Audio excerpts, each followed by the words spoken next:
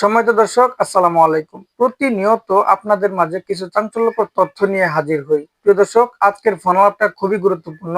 না টেনে শেষ পর্যন্ত শুনবেন, তাহলে পুরো ঘটনাটা বুঝতে পারবেন একজন দেবরের সঙ্গে একজন ভাবির কেমন সম্পর্ক থাকতে পারে। চলুন প্রিয় দর্শক, প্রথমে আমরা এই ফোন আলাপটা শুনবো, পাশাপাশি একটা গুরুত্বপূর্ণ ভিডিও দেখবো। তার আগে আমার ছোট্ট একটা রিকোয়েস্ট, আপনি যদি আমার চ্যানেল নতুন দর্শক হয়ে থাকেন, অবশ্যই ভিডিওতে একটা লাইক দিয়ে চ্যানেল সাবস্ক্রাইব করে আমাদের সঙ্গেই থাকবেন প্রতি মুহূর্তের নিউজ এবং ফোন আলাপগুলো পাওয়ার জন্য। আজকে তো খালি খেলা হইব। আজকে পেহলি খেলা বার ছাড়া যে রাজি ছি লাগি তো এখন কইতেছেন সারা রাত আমি সারা রাত দিব না। দিলে কি হইব শোনা, শুনো আমি কি কই, আজকে যদি সারা রাত দাও বিয়ের পরে দিলে তোমার কষ্ট কম হইব। আজকে না, আজকে সারা রাত জায়গাটা দিতে ক্লিয়ার পারবো হইব, বুঝো না কে সারা রাত দিতে পারবো না। পরে তোমার কষ্ট কম হইব। আজকে দিলে ক্লিয়ার হইব, বুঝছো? মনে করো হারালিতে যদি আচ্ছা চারটে শট কথা দেওয়া যায়, কইতে কইতে আরো দেরি হইতেছে, বাসায় কিন্তু আমার সবাই আইবো, বুঝতে পারছো?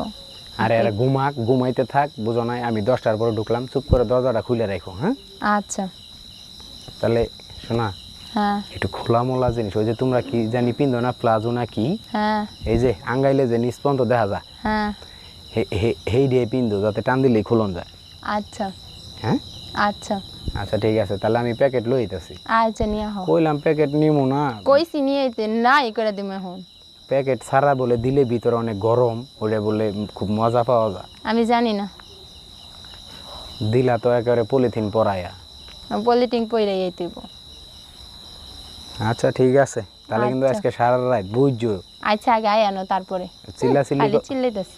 শোনো, যেহেতু প্রথমবার চিল্লাচিল্লি করো না, আবার তোমার মা যদি শুনে তাহলে কিন্তু আমার ঝাড়ু দিয়ে ভিড়াইব। তারপর আমি এখন পারুম না। কি হইব, কি এমন হইব দিলে?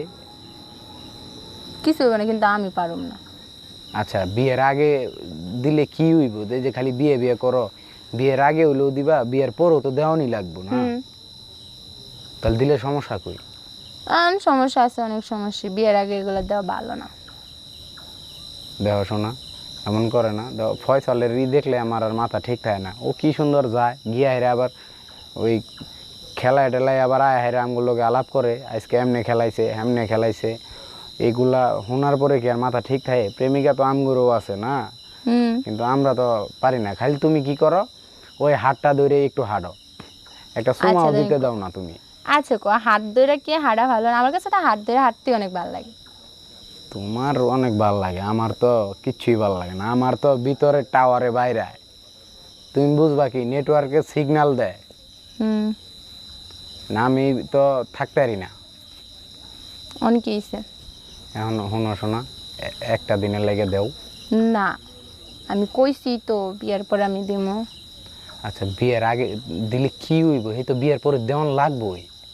বেশি কইতেছো কিন্তু।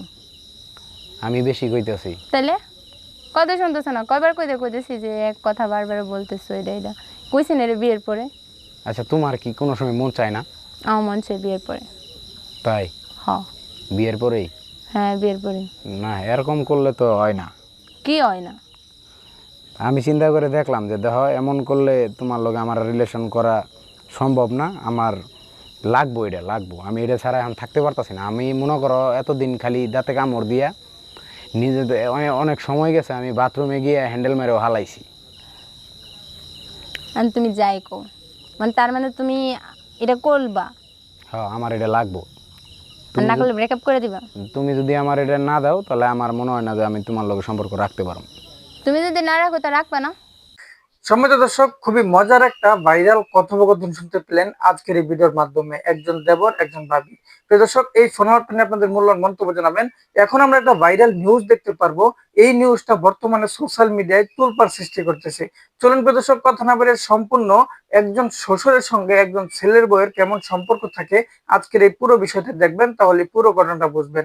চলুন প্রিয় দর্শক, কথা না বলে সম্পূর্ণ ভাইরাল নিউজটা দেখে আসি। এই পুরো বিষয়টা দেখার পর আমরা ভিডিওর লাস্টে কথা বলবো। শ্বশুর আর বউকে টয়লেটে ধরা হয়, মান সম্মানের বয়ে আমি আর কি মানা করছিলাম, যেগুলা বললো না। তারা টয়লেটের ভিতরে আটকা ছিল দুজন। বাড়ির ভিতরে অন্ধকার, লাইট দিলে উনি ছেলের বউ নিয়ে বাড়ির ভিতরে সংসার করে। বাপের টাকা নিশা খায় ঘরে শুয়ে থাকে, তার বউ নিয়ে পরে তার আব্বা শুয়ে থাকে। গাজীপুরের শ্রীপুর উপজেলার নতুন পটকা গ্রাম। একটি সাধারণ পরিবার বাইরে থেকে দেখলে একদম স্বাভাবিক। একই ছাদের নিচে বসবাস, শ্বশুর শাশুড়ি, ছেলে আর পুত্রবধূ। সবকিছুই ঠিকঠাক চলছিল, কিন্তু এই পরিবারের ভেতরেই চুপিসারে তৈরি হচ্ছিল এক অন্ধকার গল্প। অভিযোগ উঠেছে শ্বশুর ও পুত্রবধূর মধ্যে গড়ে ওঠে এক গোপন সম্পর্ক।